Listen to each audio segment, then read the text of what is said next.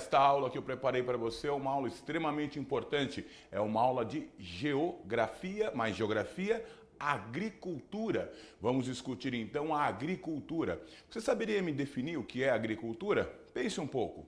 Quando eu falo em agricultura, eu falo em quê? Na prática do cultivo da terra. Agricultura é cultivar a terra. E desde quando o homem faz isso? Desde quando o homem pratica o cultivo da terra?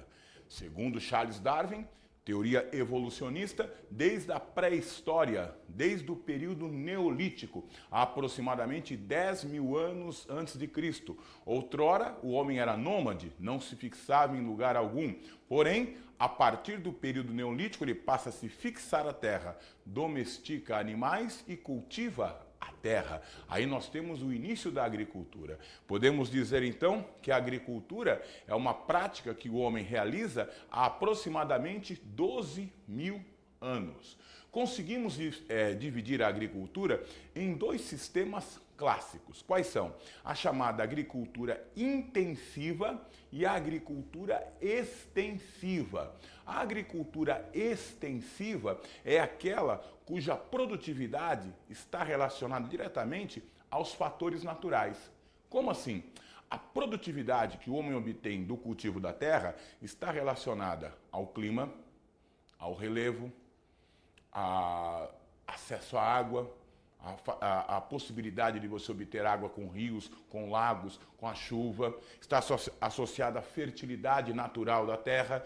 Isso é agricultura extensiva. Podemos dizer então que esse tipo de agricultura, a produtividade é baixa, porque ela depende naturalmente das condições naturais. Ela é típica de países em desenvolvimento ou subdesenvolvidos. Ela é típica então da América Latina, países africanos, Sudeste Asiático, Oriente Médio. Então, esta é a agricultura extensiva. Mas eu tenho também a chamada agricultura intensiva, de intensidade.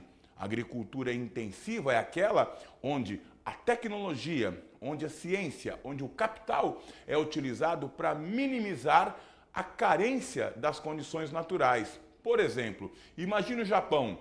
O Japão é um país de território diminuto. Ele é 20 vezes menor que o Brasil. O Japão é um país onde o solo é pouco fértil. O Japão é um país onde o clima não é o mais favorável para o desenvolvimento da agricultura. O Japão é um país onde o relevo é montanhoso. Então as condições naturais não são favoráveis. Então o que o Japão faz? Ele vai minimizar esses problemas através do quê? Capital, tecnologia. Como assim? Não tem água? Pratica irrigação. Se a temperatura não é adequada, vamos plantar em estufas, vamos utilizar fertilizantes, vamos utilizar técnicas agrícolas modernas, vamos substituir o homem pela máquina. Chamamos a agricultura intensiva de agricultura mecanizada. E a mão de obra que ocorre na agricultura intensiva é uma mão de obra qualificada. Diferente da agricultura extensiva, onde eu tenho grandes propriedades, muita mão de obra barata e a produtividade é baixa. Na aula de hoje, a gente vai tentar falar um pouquinho da agricultura do Brasil, o seu país. Está aqui.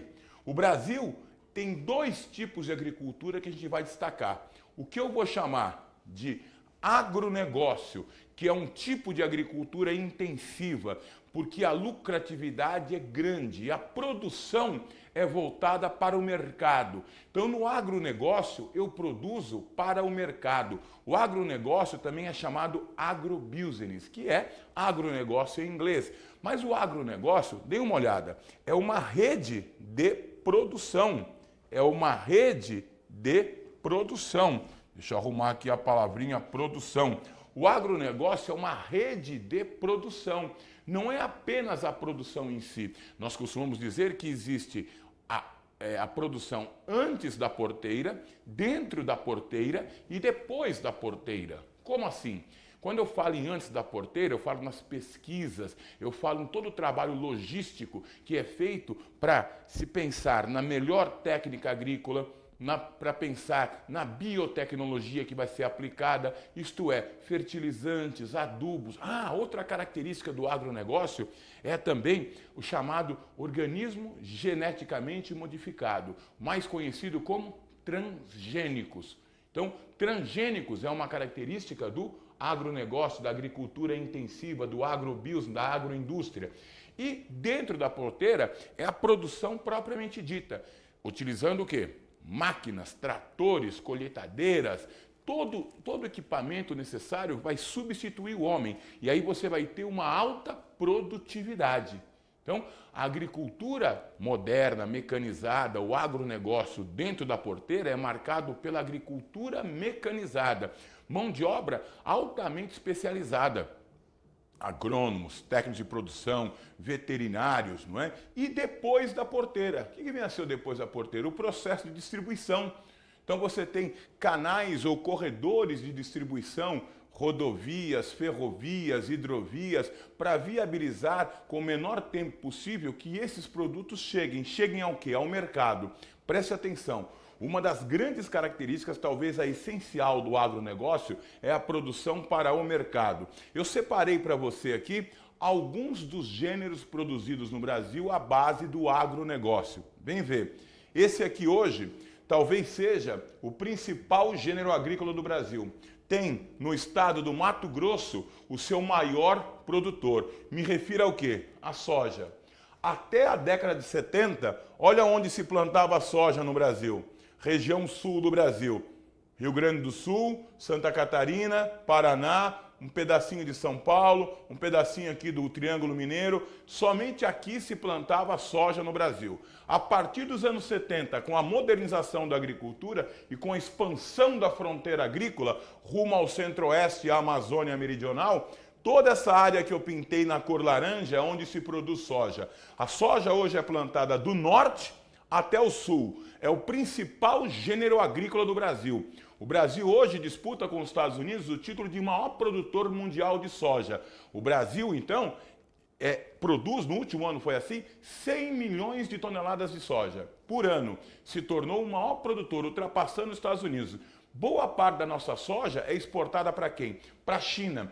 Mais de 30% da soja produzida no Brasil é exportada para a China. Soja, principal gênero agrícola do Brasil. Vamos ver outro? Esse aqui é histórico. Aqui, ó, nossa cor vermelha aqui, ó. O início da colonização se deu através do cultivo da cana-de-açúcar. Ainda hoje você tem cana sendo produzida aqui, ó, no litoral nordestino, onde o solo é bastante fértil, do tipo massapê, em grandes propriedades rurais, a chamada indústria sucroalcooleira, não só no litoral nordestino, mas aonde? No oeste de São Paulo e no Triângulo Mineiro. Os dois grandes produtores de cana-de-açúcar do Brasil são São Paulo e Pernambuco. E a produção de cana destina-se essencialmente à produção de um biocombustível, o etanol. Outro gênero histórico produzido no Brasil, quem que é? É esse cara aqui, ó, o café. O Brasil é o maior produtor de café do planeta. O Brasil já foi, talvez ainda seja, sinônimo de café. E onde o café chegou ao Brasil? Aqui, ó. Estado de São Paulo, Rio de Janeiro, aqui é o Vale do Rio Paraíba.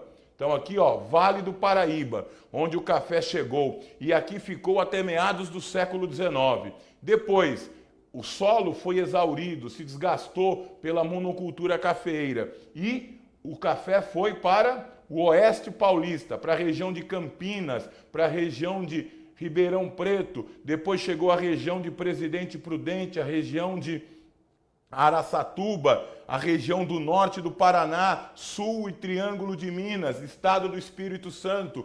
O Brasil, entre 1894 e 1930, foi um período conhecido como República Velha, mais especialmente República das Oligarquias, mais especialmente República do Café com Leite. Então o café tem uma grande importância no Brasil. Na época, os presidentes eram todos cafeicultores paulistas, cafeicultores mineiros, a República do Café com Leite. O Brasil, insisto, é o maior produtor mundial de café. E agora estamos tentando abocanhar também um outro segmento, que é o café de qualidade, onde até bem pouco tempo atrás dominávamos apenas 1% do mercado. Boa parte do mercado do café de qualidade, o café selecionado, era dominado pelos colombianos. E não podemos esquecer também da laranja. O Brasil hoje produz 80% da laranja do planeta. Sim, 75% dela está aqui, ó, no estado de São Paulo. Laranjal Paulista, Bebedouro, Limeira, Araraquara, toda essa região aqui, ó. O estado de São Paulo é o grande produtor de laranja, mas tudo isso é produzido como? Pelo agronegócio. Devemos destacar também a produção de milho. O Brasil é o terceiro produtor mundial. Milho é produzido na parte centro-sul do Brasil. Então, milho, soja, café, cana-de-açúcar, laranja. Não podemos esquecer, saindo da agricultura e indo para a pecuária, a criação de gado bovino de forma extensiva, principalmente no centro-oeste e na Amazônia Meridional. O principal gado bovino do Brasil está aqui, ó, no Mato Grosso do Sul. Então, o gado do Brasil, o Brasil hoje possui o maior rebanho comercial bovino do mundo. Não é o maior rebanho do mundo, porque o maior rebanho do mundo é o da Índia. O do Brasil é o maior rebanho comercial do planeta. O Brasil é o grande produtor mundial de carne bovina. E só para encerrar, eu disse a você que isso tudo aqui, ó, agricultura intensiva, mas nós temos também a chamada agricultura familiar ou agricultura camponesa. Pequenas propriedades, como o próprio nome diz, de produção familiar. Quem produz, quem trabalha a terra é o dono da terra e seus familiares, mas essa aqui também é a que mais emprega a mão de obra no campo. Mais de 75% da população economicamente ativa que atua no setor primário atua diretamente na agricultura familiar. Pequenas propriedades de baixa produtividade, mas que produzem 70% do alimento que consumimos. E, pasmem, o crédito disponível pelos nossos governantes para a agricultura. Quem será que recebe mais crédito? O agronegócio ou a agricultura camponesa, agricultura familiar? 75% do crédito vai para a agricultura, vai para o agronegócio.